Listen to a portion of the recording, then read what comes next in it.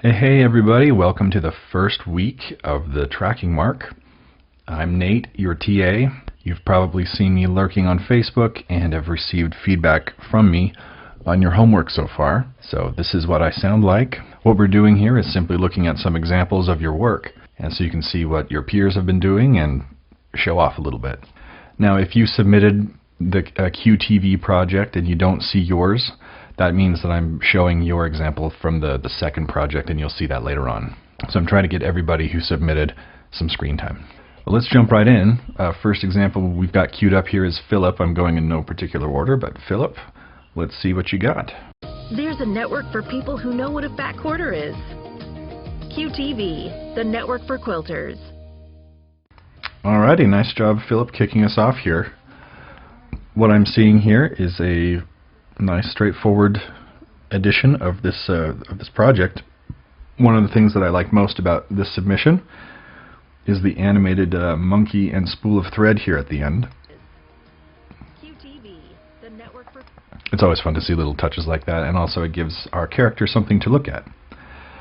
Now you might notice that we've got a little bit of the Swiss cheese apron going on here, and that's something that we'll figure out how to deal with in upcoming videos if you're not already familiar with maybe patching your green screen job with a mask in areas where you've got green on the apron and green on the green screen.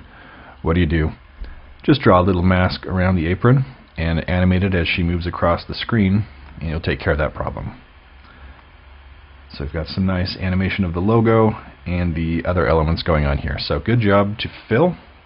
Sorry if you can hear the sound of my computer taking off into orbit. When I'm doing a screen capture, it tends to tax the machine a little bit. Okay, our second example is from Lawrence, and let's just, I'll shut up and we can just watch. There's a network for people who know what a fat quarter is. QTV, the network for quilters. Alright, what stands out to me about this example is our little pulling away shot here. We've got a nice little camera move. We've got a little parallax going on. Elements moving. The sewing machine's maybe moving a little too fast there, but that's not a big problem. That's just a very satisfying move to watch going back and forth.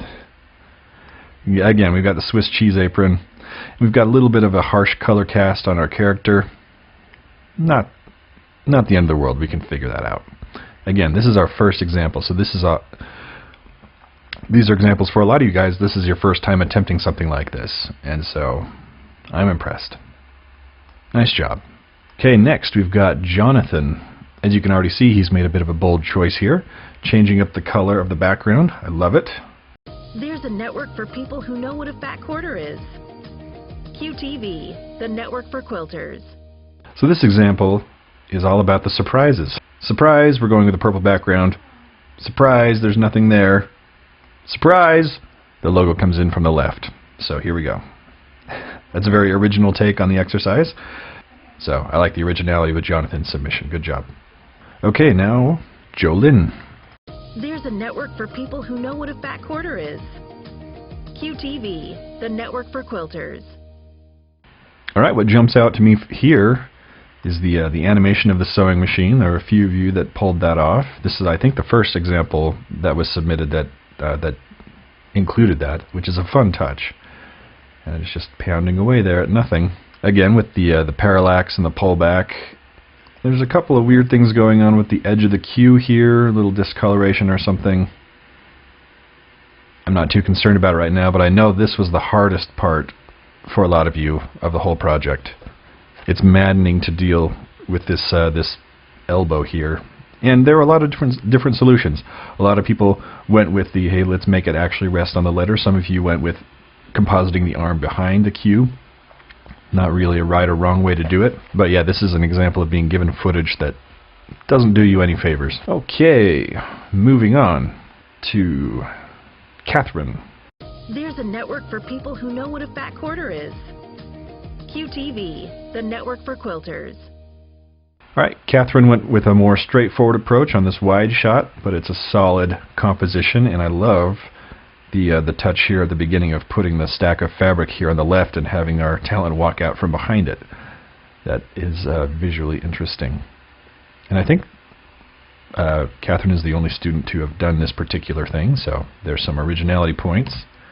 Solid key, and yeah, compositing the arm behind the Q, which looks pretty clean. Nice job. Okie dokie, our final example of the QTV spot comes from Andy. There's a network for people who know what a fat quarter is. QTV, the network for quilters. We've got a whole lot going on in this wide shot, as we've got a little bit of bouncing ball animation going on with our spool of thread. Some nice motion blur as well. And each little item has some time to slide into frame. And as with most examples, there's some good blur going on in the background to kind of separate our foreground and background and our focus area. This stupid elbow. I'm so sorry that you had to deal with that. Okay, so nice job. That is the QTV Ultimate Fudge Factor exercise.